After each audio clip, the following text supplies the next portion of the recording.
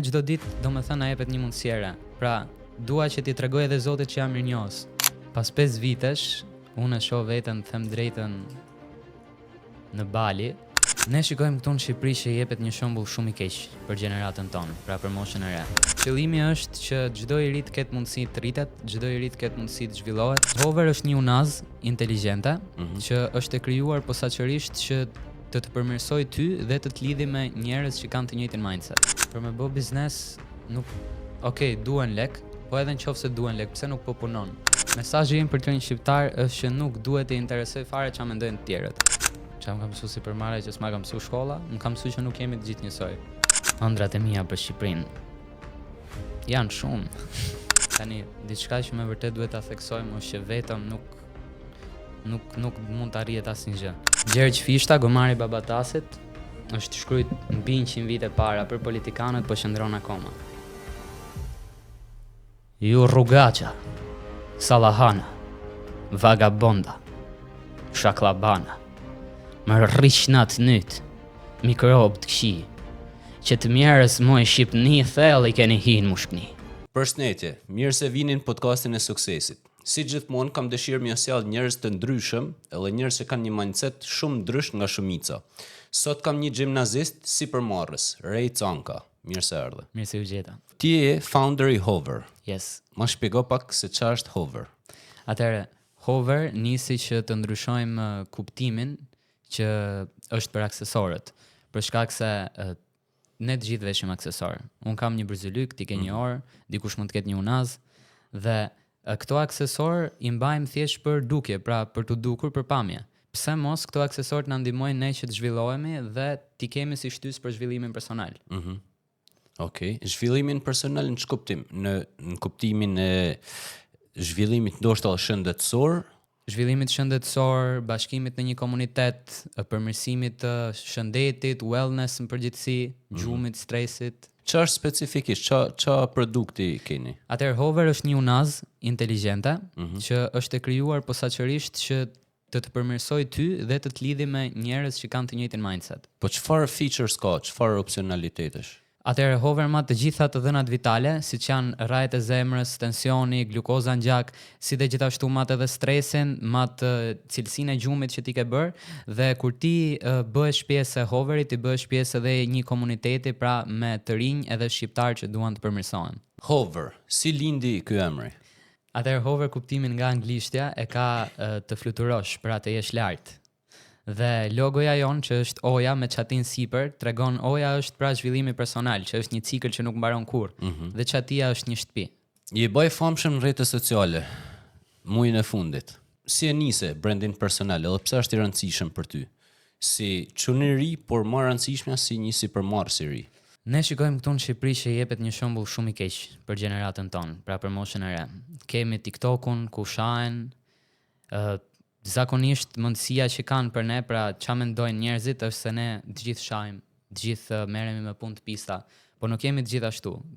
Unë njoh shumë gjimnazistë të tjerë dhe të rinj, si unë, që po mundohen ndërtojnë të ardhmen e tyre dhe po punojnë fort. Prandaj dua që t'jap këtë shembullin e mirë nëpërmjet rrjeteve sociale dhe të bëj një impakt. Di që ke bollë bashkëpunime me biznese. Po, kam bërë me disa. Zakonisht me shtëpi botuese, librash, për shkak se unë edhe lexoj shumë. Si gjete, si u prezantove, si ja bane atë propozimin për bashkëpunim? Të them të drejtën, ma bën ato mua, jo unë atyre. Qa mendove kur të ardhi një mesazh dhe të thonin, shikoj, jemi të interesuar për një bashkëpunim? U habita pak me thënë drejtën se nuk e prisja kaq shpejt, po jam falenderues Zotit. Di që ke fillu me ballë një shërbim tjetër në anën e marketingut që është të mësosh njerëzit të flasin natyrshëm në kamerë. Para se ti mësosh tjerët, po ti vetë, si ka mundësi që e kaq i lirshëm para kamerës? Soni kam ndjek videot tuja, edhe ti flet sikur po i flet një shokut, nuk po i flet një mase të gjerë, ti i flet një personit. Si të ka lind kjo natyrshmëria? A është me praktik apo është patjetër me praktik. Unë kam 2-3 vite që merrem edhe me teatr, në për festivalet e gjimnazeve, jam marrë me filma. Kam shkruar edhe disa skenare dhe duke qenë se e kam prekur botën e artit, e kam pak më natyrale të flas në kamerë. Po dhe gjithashtu kur unë këshilloj, le të themi, ose them ato që kam lexuar, kujtoj sikur po flas me veten time më parë, edhe kjo më ndihmon edhe shumë që të jem natyral. Çaj sugjeron dikujt që ka siklet nga kamera, por që ka dëshirën me nis brandin personal dhe e din vlerën e brandit. Këshilla e parë që jepet për komunikimin, që është edhe brenda këtij librit këtu, që e keni edhe ju Ditarit Seos, është që të bëjmë disa video ku japim opinionet tona ose një mendim që ne kemi, edhe në qoftë se nuk duam ta publikojmë, thjesht t'i kemi në telefon që të mësojmë që të flasim rrjedhshëm. Më ke thonë që ke lexuar 80 libra. Po. Kur ke lexuar librin e parë? Librin e parë, pra 80 libra për zhvillimin personal. Okay. Librin e parë e kam nisur para 3 vitesh, them drejtën, dhe një nga librat që më ka lënë më shumë mbresa është Sekreti. Po libri i fundit ose që e të lexua aktualisht? Ditarit Seos. Ditarit Seos. Siç thash, mesazhet tuaja janë shumë spontane edhe veçantia e tyre është që janë reale. Pra ti flet nga zemra, nga shpirti. Po sa suport ke gjetë nga njerëzit e tjerë? Sidomos nga ata që të kanë njoftë më përpara, jo nga rrjetet sociale. Tani është kjo që shumë nga ne kemi parë që njerëzit që na njohin na suportojnë më pak. Njerëzit që nuk na njohin na suportojnë më shumë, që është pak e çuditshme. Kam gjetur shumë suport nga njerëzit që nuk i njeh, pra që më kanë parë nga rrjetet sociale, më kanë thënë bravo, vazhdo, shembull shumë i mirë. Po dhe gjithashtu, normal që ka dhe komente negative, për shkak se ne kemi diçka këtu në Shqipëri, ne duam gjithë që të arrijm majat, pra të kapim suksesin. Por kur ne shikojmë komente negative, pra tjetri komenton për shkak se do diçka që ai nuk e ka. Dhe këtu nga që duam gjithë të arrijm majat, komentojmë dikë që me vërtet po bën një punë të mirë, e komentojmë negativisht. Sugjerimi im do ishte mos e marr personale. Është shumë e thjeshtë, sepse në fakt nga eksperienca jame me punën me klientë të ndryshëm, me të ftuar të ndryshëm, podcast e tjerë, çfarë do të thoshti, edhe sikur thosh gjën më reale që ekziston, prap do dal dikush që e kundërshton. Kështu që nuk është çështja që po të kundërshton ty personalisht, është thjesht karakteri i personit që ka në gjenezë me kundërshtu të tjerët. A kupton? Thjesht keep doing, vazhdo bën atë që po bën. Shumë faleminderit. Build different. Eventi ku ne na njoft bashk. Si të ndryshoj ose çfarë ndikoi tek jeta jote ky event? Super event. Super event. Ka aty domethënë njoha njerëzit më të mirë që kam njohur ndonjëherë. Njerëz të suksesshëm, njerëz që me vërtet kanë arritur diçka, japin super këshilla. Unë erdha me një blog bosh dhe kur dola nga eventi, gjysma blogut ishte mbush plot. Dhe me vërtet domethënë më ndryshoi jetën, le të themi, se unë personal brandin e nisa mbas Build Different. Po të bëj pyetje kështu, tipike si të jetë një intervistë punët, por në fakt është podcast. Ku e shikon veten pas 5 vitesh? Si e ke projektu veten, biznesin tan, komunitetin që ke nis? Pas 5 vitesh, unë e shoh veten, them drejtën, në Bali, është pak kështu, po në Bali, edhe dua që të kem ndërtuar një komunitet ku me vërtet të kem dhënë një impakt dhe të kem bërë që të rinjt shqiptar të kenë një shoqëri të mirë, për shkak se shumë njerëz bllokohen për shkak të shoqërisë. Edhe unë para një viti isha i rrethuar me shoqëri negative, me shoqëri të keqe. Qofse unë doja që të postoja një video për shembull, çfarë po bën, i budalla.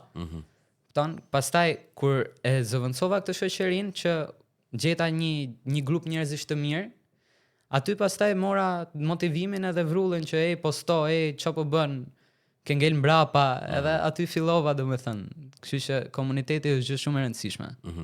Tani do të testoj atë vendosmërinë tonë, si përmarrës.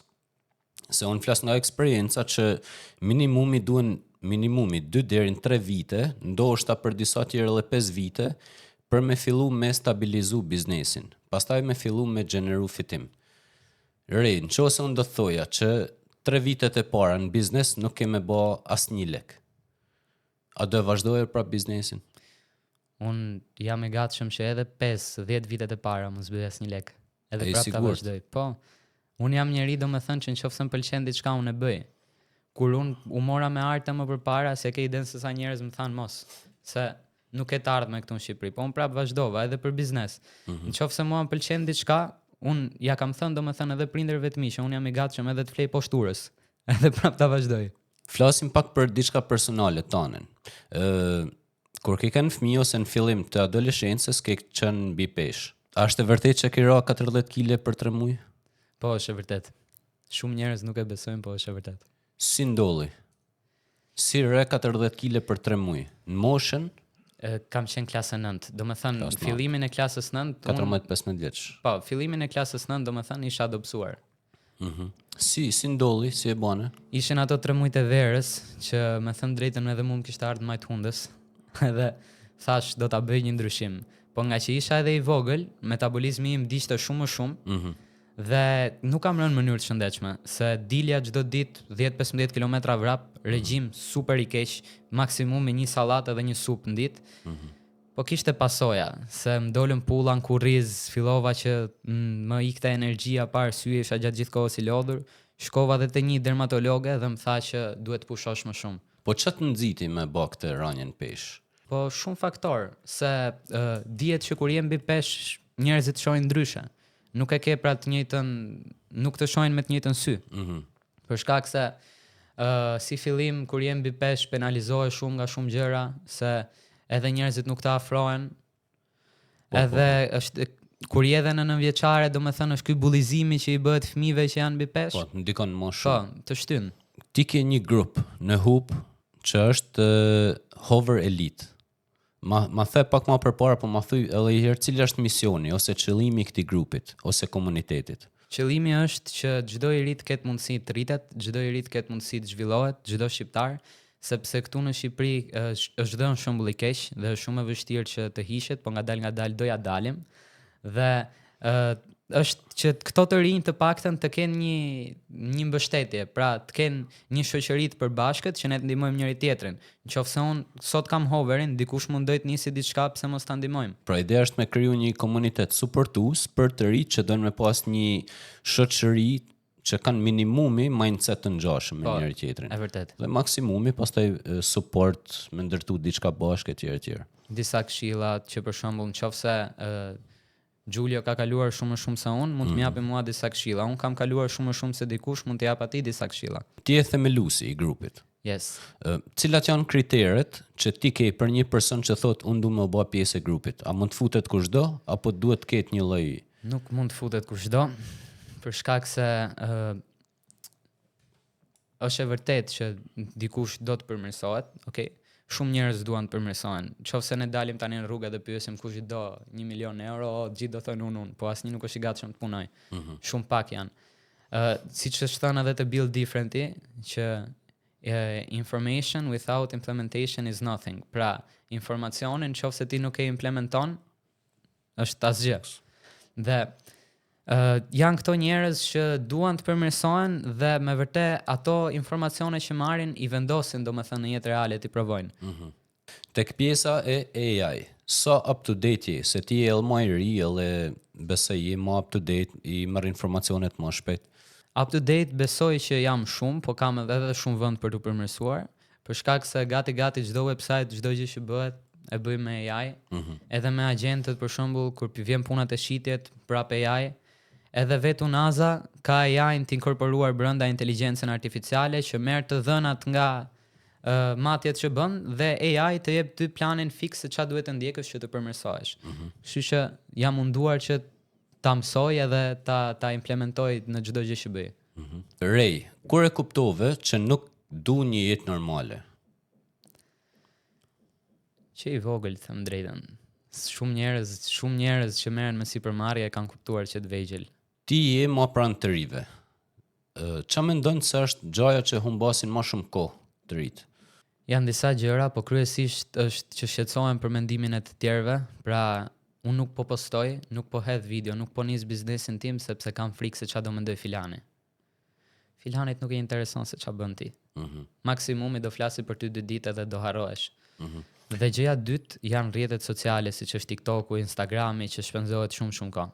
Qa do i thoje ti dikujt që ndoshta është më i madh se ti në moshë edhe thot, po kjo është adoleshent, pse do mësojnë prej ti? Lexo. Për me u bë një sipërmarrës duhesh me u përballë gjithmonë me frikrat tuaja. Edhe besoj që ti je përballë me disa prej tyre, por frikrat nuk marrin kurrë, domethënë, ka gjithmonë të reja. Nëse mundesh me thënë, ç'a është frika jote aktualisht, më mallja, që ti po punon për me te i kalu? Të jemi të sinqert 100%, si çdo njeri që e kanë atë frikën se ç'a do mendoj filani, unë e kam zvogluar shumë, po akoma do më thënë për shembull të ndonjë video që shoh komentet akoma, do më thënë qëndron si gjë, po ngadal po zhduket me kalimin e kohës. Kjo është një pyetje që e bëj gjithëve. A motivohesh më shumë nëse të thot dikush ti mund t'ja dalësh apo nëse thot ti nuk mund t'ja dalësh? Më shumë më motivon kur njerëzit që nuk më njohin më thojnë mund t'ja dalësh dhe ato që më njohin më thojnë nuk mund t'ja dalësh. E ke nisë sipërmarrjen në moshë shumë të re, adoleshent. Po deri tashi, është sa ke kuptu. A mendon se është një rrugtim i vetëm ose a ke ndje në thojza vetmi si sipërmarrës në mendimet tuaja, në objektivat tuaja, se ndoshta jo të gjithë të kuptojnë. Tani diçka që me vërtet duhet ta theksojmë është që vetëm nuk mund të arrihet asnjë gjë. Duhet të kesh patjetër një ekip, duhet të kesh njerëz që me vërtet kanë të njëjtin vizion si ty dhe punojnë kundrejt të njëjtit qëllim. Unë e kam ekipin tim edhe jam shumë i gëzuar me ekipin që kam për shkak se janë njerëz të mrekullueshëm. Sa veta jeni në ekip? 4. Çfarë pozicionesh tjera ose si keni ndarë rolet? Atëherë është unë që jam CEO, Chief of Executive Operations, edhe gjithashtu merrem edhe me marketingun. Është se nuk duhet as t'ja përmend emra tani. Është një djalë tjetër që merret me marrëdhëniet, pra me partnershipet që kemi me dyqanet e elektronikës, me ambasadat e ndryshme, me investitorët. Është një djalë që merret me eksperiencën e klientit, pra që mundohet që ta përmirësoj produktin dhe të marrë reviewsat që na i sjelli që ne të vazhdojmë përmirësimin e produktit edhe shërbimit. Është edhe djali i fundit që merret me financat. Jam kurioz me ditë te shkolla. Sa suportuese është shkolla? Pavarësisht se kjo është një sipërmarrje, është jashtë shkollës, është diçka private. Po në shkollë ose mësues ose njerëzit atë kanë thënë një fjalë në gjë. Unë jam në një gjimnaz shumë të mirë, them drejtën, jam te Sami Frashëri, edhe mësuesit janë shumë suportues, edhe drejtoresha është shumë suportuese. Edhe nxënësit janë suportues, kështu që është diçka që jam habitur, po ndodh. A ka grupe të tjera ose të rinj të tjerë, goca ose djemt që po bajnë sipërmarrje ose projekte të reja, startupe që ti njeh? Në shkollë. Në shkollë ose në rreth, afërsisht në brezin tënd. Po ka këtu në Shqipëri po rritet shumë startupet, domethënë të rinjt me kalimin e kohës po futen më shumë tek bota e sipërmarrjes. Dhe un kam parë për shkak se un shkoj edhe në për konkurse që organizohen te Piramida, startupet ndryshme dhe ka shumë të rinj që kanë ide shumë të mira. Çfarë do i thoje prindërve të këtyre fëmijëve që kanë ide, kanë startupe etj. Çfarë duhet të kenë parasysh? Duhet të kem parasysh që e kam thënë edhe më parë, duke qenë se nuk jemi i njëjti brez, e njëjta gjenerat, jemi rritur ndryshe. Pra prindrit ton nuk kanë pasur të njëjtin akses në teknologji dhe rruga që kanë ndjekur është rruga tjetër se sa rruga jon. Ne kemi një rrugë tjetër për të ndjekur, kemi akses në teknologji, kemi shumë ide dhe me vërtet punojmë fort, nëse fëmia punon fort, mbështetet. Se diçka do ta arrijë. Ke shumë ide, sepse si i ri që je, po jo thjesht i ri, por si individ, ke shumë ide. Si arrin të fokusohesh kur ulesh me punu? Se kjo ka qenë për mu, do më thënë një nër problemet më të mëja. Kur isha në moshën tane, kisha 1 milion ide, po ideja është që kur ulesh me bë diçka, vetëm një gjë do bësh. Si arrin të fokusohesh? Zgjedh një ide. Dhe për shembull kam shumë ide startupesh nëpërmjet modelit Lean Canvas, që bëhet analiza e biznesit, shikoj se në ku mund të kem më shumë fitim ose kush mund të jetë ajo zgjedhja më e mirë për tregun. E gjej dhe fokusohem vetëm aty. Idetë e tjera, mbasi ta bëj këtë, fokusohem vetë te idetë e tjera. Përveç shkollës, sa orë në ditë punon ose i kushton startupit, ideve tuaja? Diku te mbi 6 orë. 6 Po orë. patjetër. Cilat kanë qenë sfidat e para kur e hape Hoverin, Smart Ringun? Shumë sfida, se si fillim unë e nisa vetëm Hoverin, po e mora vesh që nuk bëhet gjë vetëm dhe prandaj ndërtova dhe ekipin më vonë. Që është sfida parë, që shumë e vështirë të gjesh njerëzit e duhur. Sfida dytë është pjesa e më të mëdhejve, pra familjes, që duke qenë se siç e tham që nuk kanë shumë akses dhe nuk janë shumë të përditësuar me informacionet, nuk është se janë edhe aq optimist, për shkak se edhe Brezi është shumë skeptik. Brezi më i madh se ne. Patjetër. Dhe një sfidë tjetër është pjesa e investimeve që, ne kemi idenë, ku do gjejmë investimet? Se vetë ne jemi 17-18 vjeç, 19 më i madhe. Ku do i gjejmë parat? Po përveç sfidave, po momentet e para ose fitoret e para, kur them me vete për të tjerë, më duket kjo gjë po funksionon ka realisht. Kur u bën në fillim fare, ne kemi nisur që me hoverin shisnim plane dhe stërvitje, domethënë dieta dhe stërvitje, që kishim krijuar një sistem AI vet, për shkak se ne merremi edhe me programim, dhe fusnim informacionet dhe jepte dieta dhe stërvitjet personalizuara. Aty u bën këto shitjet e para që tham, një minutë se funksionon ka, tregu ti duhet. Një ndër arsyet pse ti do t'ja dalësh, a është për me i provu edhe prindërve të tuaj që idetë që unë kam në kokë janë reale? Prindrit më mbështesin, nuk është se nuk më mbështesin. Një nga arsyet që unë dua t'ja dal si fillim është t'i provoj vetes. Okej.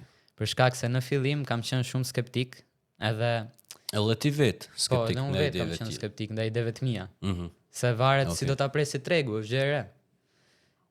Dhe gjithashtu ti provoj vetes që ja dal që idetë funksionojnë, që e kam këtë ndërtimin për biznes, për shkak se në fillim së pari dua të bëj veten krenar, pastaj njerëzit e tjerë.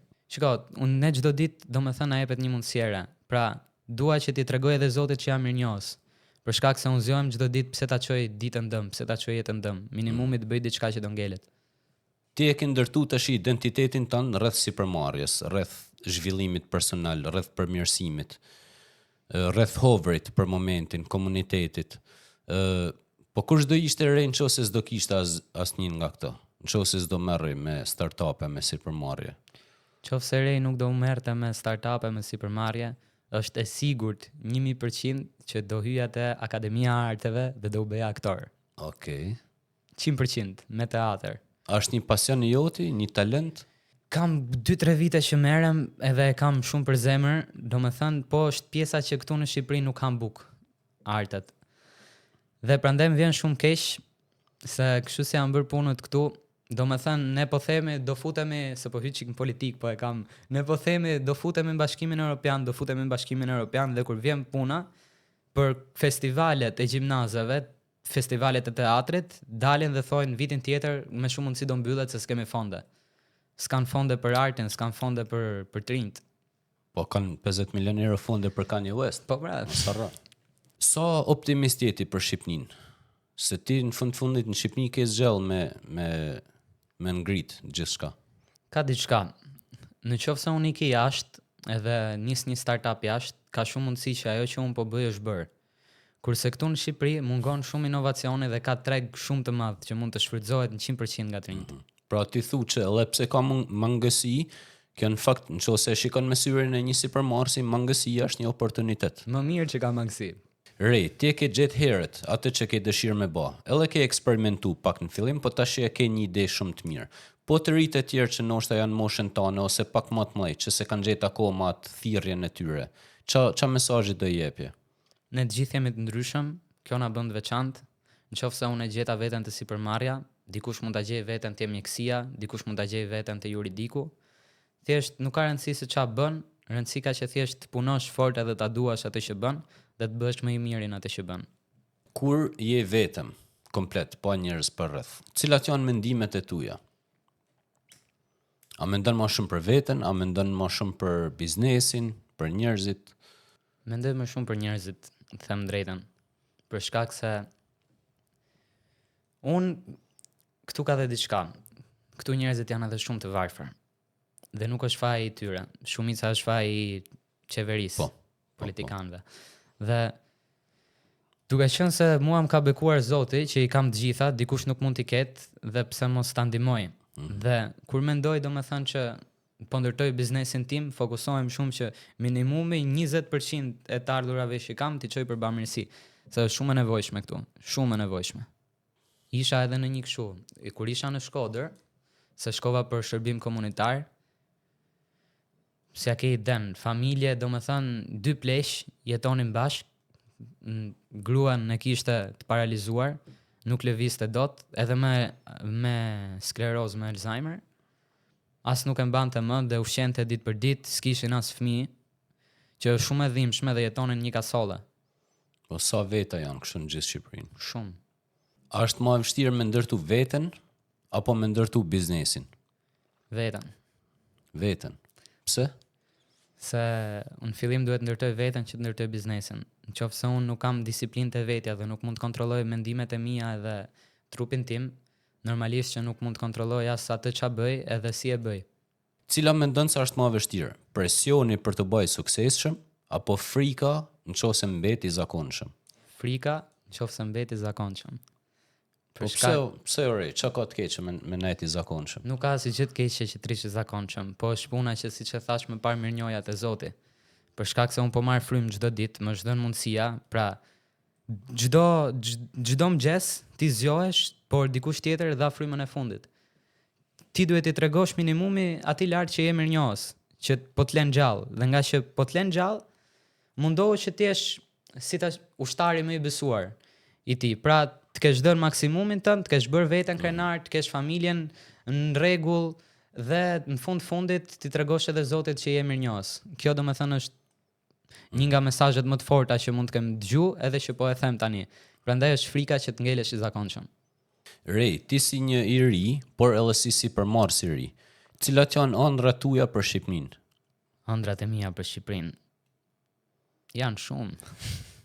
Si fillim, minimumit është që neve të rinjve të na jepet mundësia. Na jepet mundësia për sipërmarrjet, na jepet mundësia për arte, për mjekësi, për drejtësi, për çfarë lloj gjëje. Këtu dhe që shqiptarët të ngrihen, që është shumë e vështirë, po që mos rrim si dele. U ngrit çmimi i naftës, shumë pak veta u ngritën.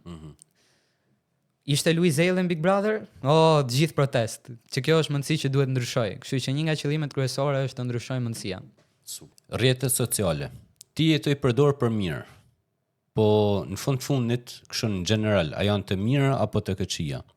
Varet si i përdor, dikush mund t'i përdori për mirë, dikush mund t'i përdori për keq. Një këshill që un kam është mos bëhemi konsumator, po të bëhemi krijues, domethënë, qofse ti i përdor rrjetet sociale të krijosh diçka, të krijosh brandin tënd ose një biznesin tënd, të mësosh marketing, atëherë ti i përdor për mirë sepse në të ardhmen mund bëhet edhe një burim të ardhurash. Nëse i përdor që të bësh scroll ose i përdor që të futesh nëpër live-et, ngjosh njerëz që shahen, maksimumi po prish veten, kështu që do të shërbej prap do të bëj keq. Ç'a do i thojë atyre sipërmarrësve që kanë një lloj biznesi deri diku ta firmuar, por që nuk dalin me bë marketing rrjete sociale. Thonë që unë kam klientelën time që më duhet klientelë e re. Po humbin shumë. Është fiksit thuash që un kam Nokia, pse të marr iPhone? Duhet rritesh, mos ngelesh në vend. Pra ti e ke klientelën tënde, po pse mjaftohesh me aq? Pse nuk mendon që ta zjerosh biznesin? Rrjetet sociale, nëse me klientelën tënde ose me broshura nëpër dyer, ti mund të kapësh, sa hyrje ka pallate, 100, 200 persona me rrjetet sociale, 100-200 persona ti i ka për minutë. Për të ndërtu veten edhe sipërmarrjen duhet bësh shumë sakrifica. Cilat janë sakrificat që po bën ti si i ri sot, që po i kushton kohën vetes ose sipërmarrjes? Nga çka ke heq dorë, po themi? Kam heq dorë nga shumë gjëra. Biles disa njerëz, për shembull, disa shokë më thënë që ti nuk po e shijon moshën që ke. Unë nuk shkoj nëpër koncerte, më duket humbje kohe, të shkoj edhe të dali dikush edhe unë sikur të jetë Zot, nuk funksionon. E para dhe e dyta është që për të krijuar sipërmarrjen unë hoqa dorë edhe nga arti deri diku. Pra, unë po e shikoja që teatri, provat më merrnin diku te më shumë se 6 orë. Ato 6 orë i fuste biznesi im që është edhe domethënë fusha që dua të vazhdoj. Se siç e tham, këtu në Shqipëri është vështirë të merresh me arta. Hoqa dorë edhe nga domethënë këto të dalurat e zakonshme që del, hajt se po e pi birr, po e pi kafe. Kështu që Tash ti më fole mirë për shkollën, edhe për stafin pedagogjik. Po tash du me nxjerr diçka si sipërmarrës. Ç'a të ka mësuar sipërmarrja që s'ta ka mësuar shkolla? Ç'a më ka mësuar sipërmarrja që s'ma ka mësuar shkolla? Më ka mësuar që nuk jemi të gjithë njësoj. Shkolla na teston të gjithëve njësoj. Siç e tha se ka thënë edhe dikush tjetër në podcast që shkolla është merr një elefant, merr një gjirafë dhe një majmun dhe i thu të gjithëve kush do hypi pemën. Majmuni i hypi pemën, po dy tjerët. Kështu që secili duhet të shfrytëzojmë ato aftësitë tona. Nëse në shkollë kemi domethënë që ti mëson shkollë kimi, mëson gjuhë shqipe, mëson matematik, mëson fizik, janë drejtime komplet të ndryshme. Dhe dikush është që thonë që për shembull që është edukimi i përgjithshëm, se duhet i dish, po nuk e besoj që duhet i dish. Mua deri tani nuk më ka pyetur asnjëri për valencën e hekurit, për shembull, ose për ligjet e Newtonit. Okay. Kështu që nëse dikush do të bëhet inxhinier, duhet patjetër. Po nëse dikush do të bëhet sipërmarrës, nuk është se i duhen edhe aq shumë. A mendon me vazhdu universitetin? Me kaq sa ditë deri tani? Do ta vazhdoj. Do ta vazhdoj ose për hatër të prindve. Po, do ta vazhdoj për hatër të prindërve. Ato duan që unë ta bëj, prandaj do ta bëj. Do futem ose për informatik biznesi ose për administrim biznesi, për shkak se e di që janë fusha që sido që të shkoj unë prapë do dal mirë. Tani je në vit 2 në gjimnaz, ke edhe 1 vit. Po pse nuk e merr si sfidë që ke 1 vit kohë me bë biznesin, me funksionu, edhe me i thënë shtëpisë që s'm duhet gjatë shkolla. Shiko, po të them atë që kam thënë vetes. Po, e di. Unë edhe babi edhe mami domethënë i kam me 2 fakultete. Okej. Kështu që e di që edhe nëse unë deri në fund të gjimnazit bëj le të themi shumë të mëdha parash, prapë do thonë do shkosh në universitet edhe pik. Dhe është puna që mua nuk më kushton gjë të shkoj në universitet, sidomos për administrim biznesi ose për informatik biznesi. Po që do të shërbente ndoshta. Për shkak se unë për shembull biznesin po e krijoj. Nëse unë kur futem në universitet e kam biznesin gati, projektet, provimet e kështu e kam. E domethënë e kam bërë punën. Po. Deri aty dhe e di që do dal mirë. Po për të bërë ato krenar, pse mos ta bëj? Tani do më thush anën e errët të biznesit. Si e të më fol shumë mirë për biznesin. Tani du me ditë anën e vështirë. Çfarë është e vështira e biznesit? Përveç dëshirës, motivimit që ke, ideve si i ri që je. Unë kam fatin e madh që e nisa i ri, sepse biznesi në fillimet e veta do më thënë të lem pa buk. Nuk e fare fitim, s'ke asgjë. Kështu që nga që e nisa i ri, nga që unë e nisa i ri, do më thënë e kam atë që se po jetoj me prindrit, i kam do më thënë nevojat e plotësuara, po e nis që sido që të shkoj, do nuk do, unë nuk ngelem pa buk. Po dikush që e nis që është më i madh, që për shembull 20 ca vjeç, 30 vjeç, ai e ka shumë më të vështirë sa unë. Demotivohet shumë kollaj. Plus që ka angazhime tjera, plus që po dështoj mundet me dështu më keq, si më thonë. Qa do i thoja atyre që se më the pak më para që sigurisht që edhe ne kemi kërku investitor, partner e tjerë. Por që deri në momentin që ke kërku investitor ti e ke ngrit diçka, e ke bën një prototip ndoshta, ke bën një punë para përgatitore. Qa do i thoja atyre të rive që thonë jo për me bë biznes duhen lek? Për me bë biznes nuk duhen lek, po edhe nëse duhen lek, pse nuk po punon? Gjej një punë, gjej 2 punë. Bëj. Unë vetë me gjithë çunat ne kemi punuar, domethënë 2 punë në ver, që thjesht merrim kapitalin që të nisim këtë që bëm. Dhe tani po kërkojmë investitor, se kur shkojmë përballë investitorit i themi që ne kemi hedh lek vetë, tu kemi hedh ders, se besojmë. Dhe investitori është shumë i dhënë të investoj pastaj. Kështu që e para është gjej një punë. Çfarë do lloj pune? Unë kam punuar dhe kamarier dhe në aeroport. Pse? Që të siguroja kapital. Gjej një punë, bëje, siguro kapital nise. Nëse akoma nuk të është dhënë mundësia që të punosh, krijoj den minimumi, bëj një prototip, bëj diçka, mos rrim vend kot. Rej, cili është mesazhi jot për të rinj shqiptar? Mesazhi im për të rinj shqiptar është që nuk duhet të interesoj fare çfarë mendojnë të tjerët. Ti po jeton jetën tënde, ke rrugën tënde, çfarë do thot filani, çfarë do thot fisteku, s'ke pse fare ta mendosh. Për shkak se kur ti punon dhe bën diçka, fitimin nuk e ndan me to. Kështu që le të shajnë, le të komentojnë për keq, nis bëj diçka, posto diku. Është shumë e rëndësishme sot krijosh personal brandin tënd, nis biznesin tënd. Normale që do të gjykojnë, po pastaj do të vinë nga mbrapa. Rej, di që me aftësitë tuaja të interpretimit, me talentin tënd artistik, ke përgatit diçka nga vepra e Gjergj Fishtes. Gjergj Fishta, gomari Babatasit, është shkruajt mbi 100 vite para për politikanët, po qëndron akoma.